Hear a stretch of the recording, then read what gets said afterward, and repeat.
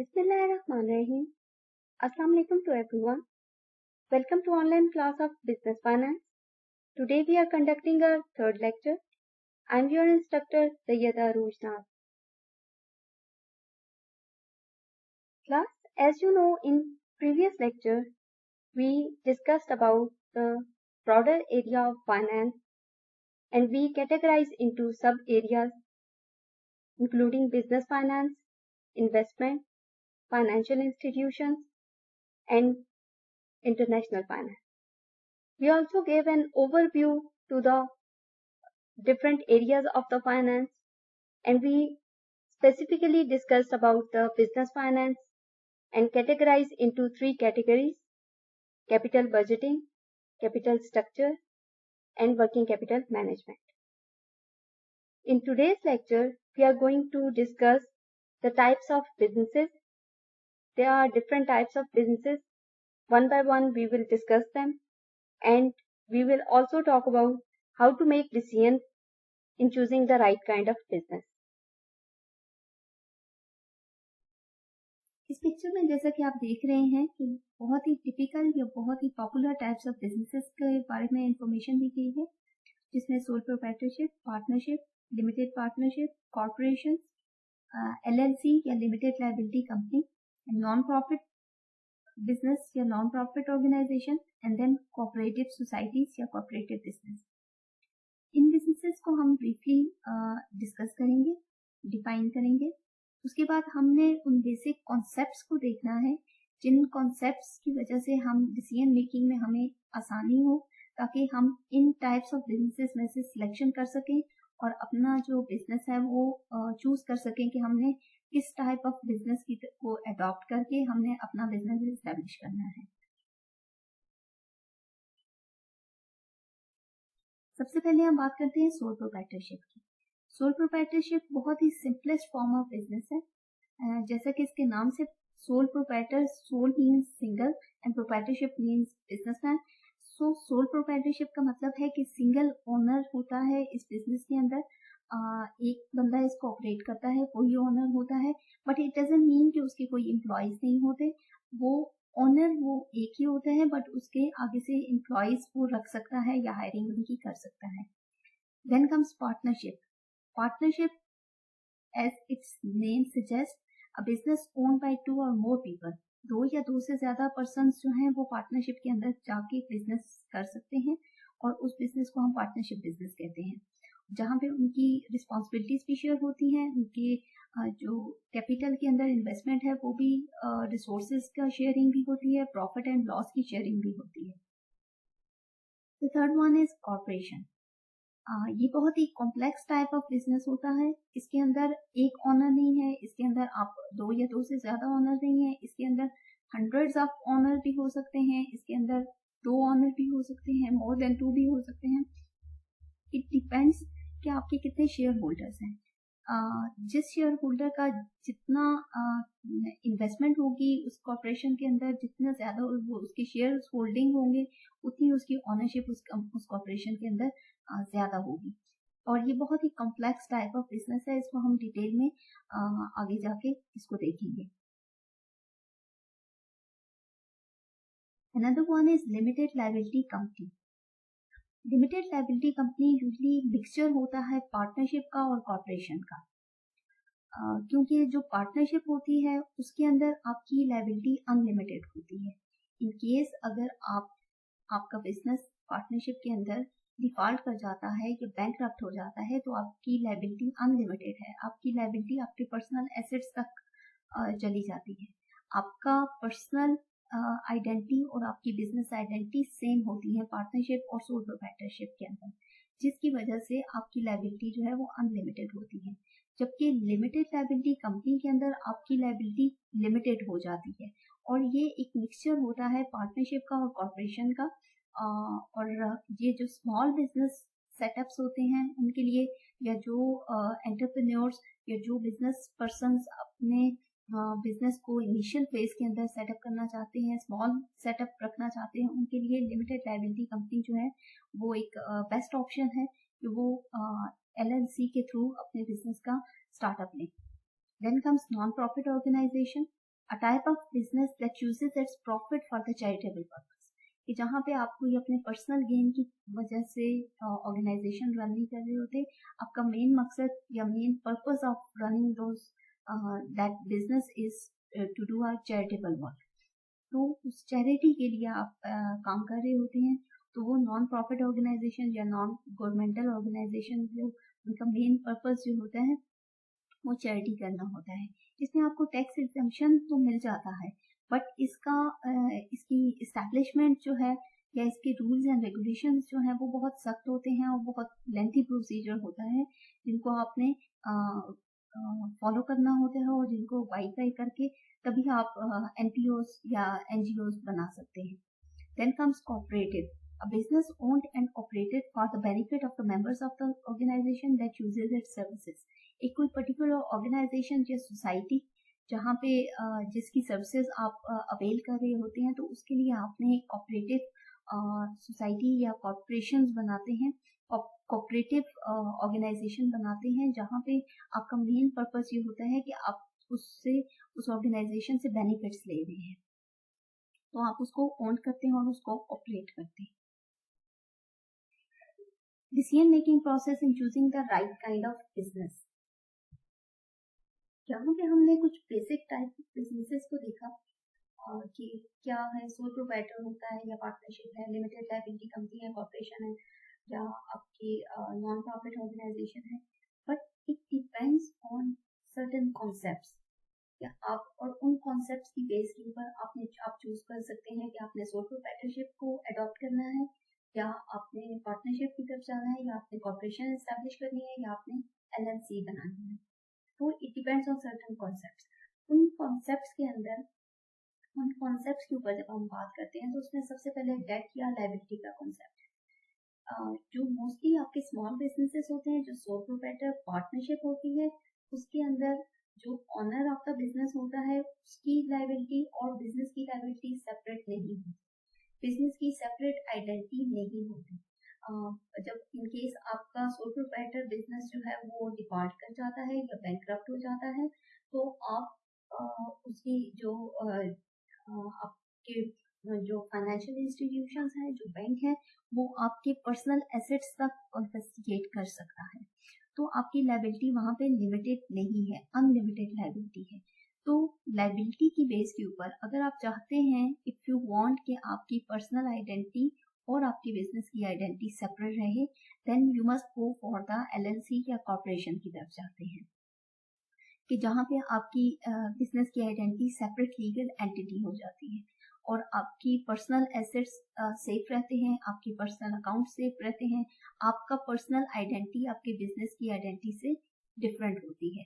आपके personal taxes जो हैं, आपके बिजनेस के taxes they are separate, but in case of sole proprietorship they are separate, but in case of corporation जहाँ पे हमें कुछ बेनिफिट्स मिलते हैं सोल प्रोप्राइटरशिप के, वहाँ पे हमें कुछ नुकसान भी हैं सोल प्रोप्राइटरशिप के।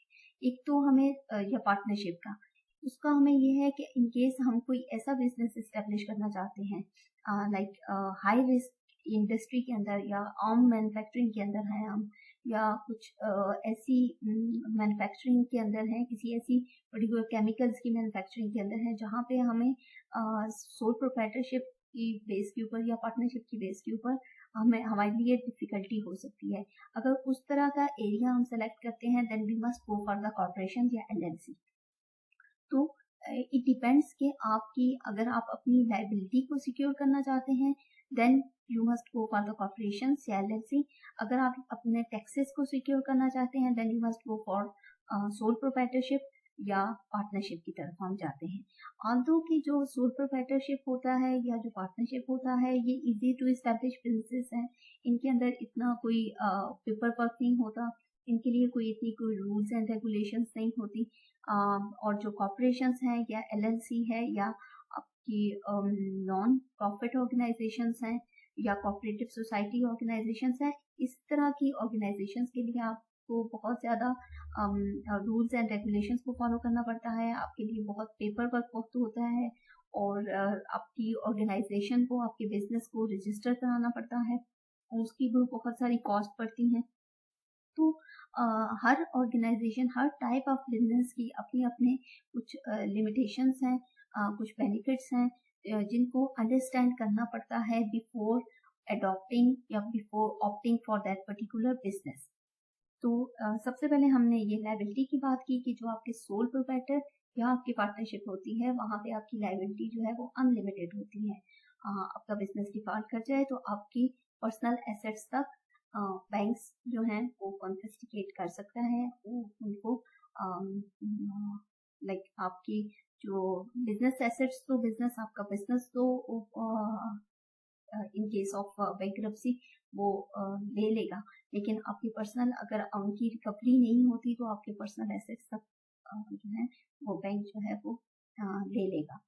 और इन दैट केस फिर जो ऑनर ऑफ द बिजनेस है वो लाइक ऐसी कंडीशन में हो जाते हैं, हैंड टू माउथ हो जाते हैं, तो उनको रहने के लिए भी जगह नहीं मिलती। लाइक फ्रेंकली सेइंग, अगर बैंक्रप्सी हो जाए सोल प्रोप्राइटरशिप के अंदर या पार्टनरशिप के अंदर तो फिर ऐसी कंडीशंस तक हो जाती हैं ऑनर्स की। सेकंड पॉइंट जो है फाइलिंग टैक्सेस। सोल प्रोप्राइटरशिप के अंदर या पार्टनरशिप के अंदर जब हम टैक्स फाइल करते हैं तो आपका टैक्स, आपका पर्सनल आइडेंटिटी, क्योंकि आपके बिजनेस की आइडेंटिटी से सेपरेट नहीं है तो आपको एक ही टैक्स फाइल करना है, सिंगल टैक्सेशन होती है इस केस में। लेकिन इन केस ऑफ कॉर्पोरेशन के अंदर आपकी जो बिजनेस है उसकी सेपरेट लीगल एंटिटी है, आपकी पर्सनल लाइफ, पर्सनल अर्निंग्स वो सेपरेट हैं, आपकी बिजनेस ओनरशिप वो सेपरेट चीज है। तो इन दैट केस क्योंकि आपकी पर्सनल अर्निंग सेपरेट है, आपकी ऑर्गेनाइजेशन या आपकी कॉर्पोरेशन की अर्निंग सेपरेट है, तो आपके ऊपर ड्यूल टैक्सेशन का जो एलिमेंट है या जो dual taxation, you are liable for dual taxation. Dual taxation इसलिए होती है कि आप जिस कॉर्पोरेशन का पार्ट है, you are shareholder of corporation, तो उस कॉर्पोरेशन में केस प्रॉफिट अर्न करती है तो वो प्रॉफिट अपने शेयर होल्डर्स के अंदर डिस्ट्रीब्यूट होता है, तो उस प्रॉफिट के ऊपर भी आपको टैक्स पे करना पड़ता है, इसलिए आपको ड्यूल टैक्सेशन फेस करनी पड़ती है इन केस ऑफ कॉर्पोरेशन। तो अगर आप ड्यूल टैक्सेशन को इतना उससे बचना चाहते हैं तो आप फिर सोल प्रोप्राइटरशिप या पार्टनरशिप की तरफ जा सकते हैं। लेकिन अगर आप ड्यूल टैक्सेशन आपको इतना मैटर नहीं करता और आपको लिमिटेड लायबिलिटी या अनलिमिटेड लायबिलिटी वाला कॉन्सेप्ट मैटर करता है, then you can go for corporation.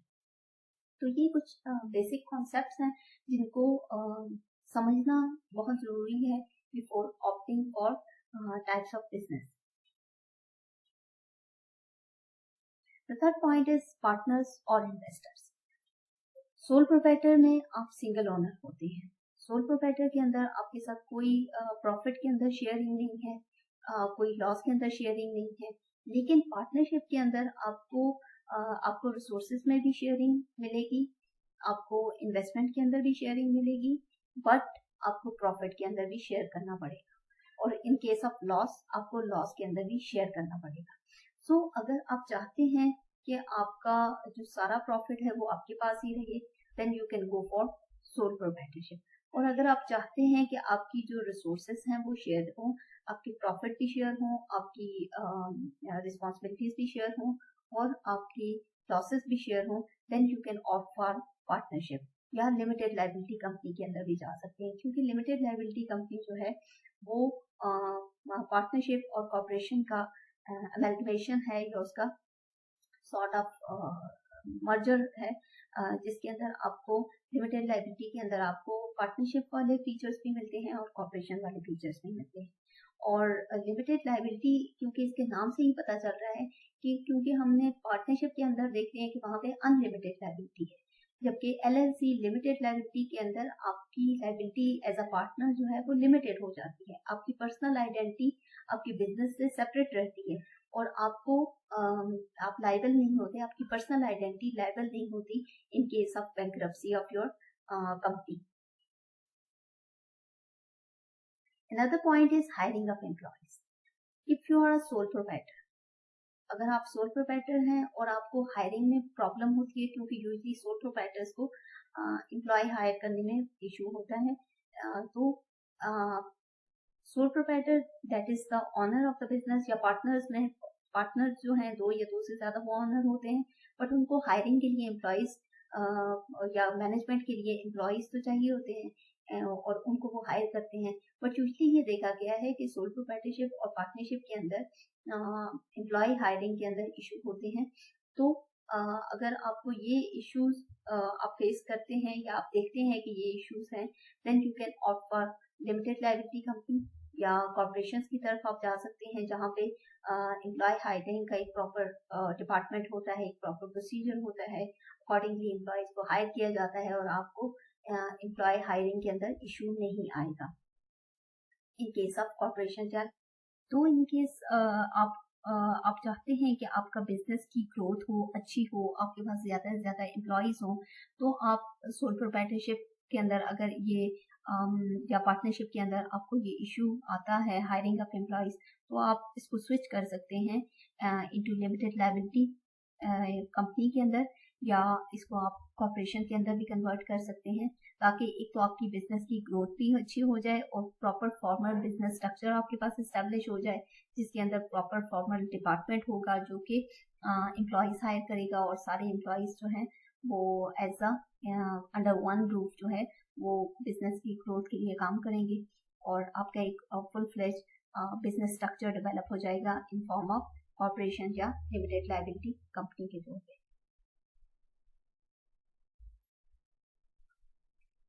तो ये कुछ बेसिक कॉन्सेप्ट्स हैं जो हमें देखने पड़ते हैं before choosing type of business, कि हमें किस टाइप ऑफ बिजनेस की तरफ जाना है या हमें जाना चाहिए। और इंशाल्लाह नेक्स्ट लेक्चर के अंदर हम इन टाइप्स ऑफ बिजनेस को एक एक को डिटेल के अंदर इनको देखेंगे, इनके जो बेनिफिट्स हैं, इनकी लिमिटेशंस हैं, उनको भी देखेंगे। तो उनके लिए हमें इन कॉन्सेप्ट्स को समझना ज़्यादा ज़रूरी था, ताकि हम बेटर वे में चूज़ कर सके कि हमें कौन सा टाइप ऑफ बिजनेस जो है वो अडॉप्ट करना चाहिए, या हमें एज अ बिजनेसमैन या एज अ बिजनेस पर्सन या एज एन एंटरप्रेन्योर हमें कौन सा सूट करता है। इस लेक्चर से रिगार्डिंग कोई भी क्वेश्चन एंड क्यूरीज हो, you are most welcome. Thank you.